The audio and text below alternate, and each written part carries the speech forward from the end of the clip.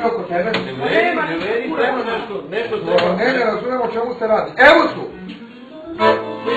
Boga molim ja, prišlite da mi da, na oboje da mi otvara.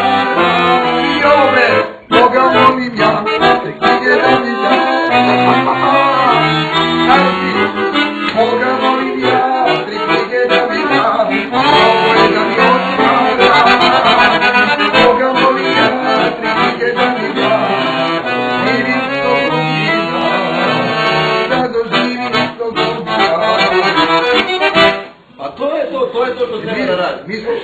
Pa to je taj rad. 100%, a? Pa vidi, jesam te lagao? To je to. Ljigo, imaš što kod tebe ljudi se radi. Ma ima rezuka telefona. Misliš da je to? To je taj rad. Pa tražite malo, ništa vam ne daje.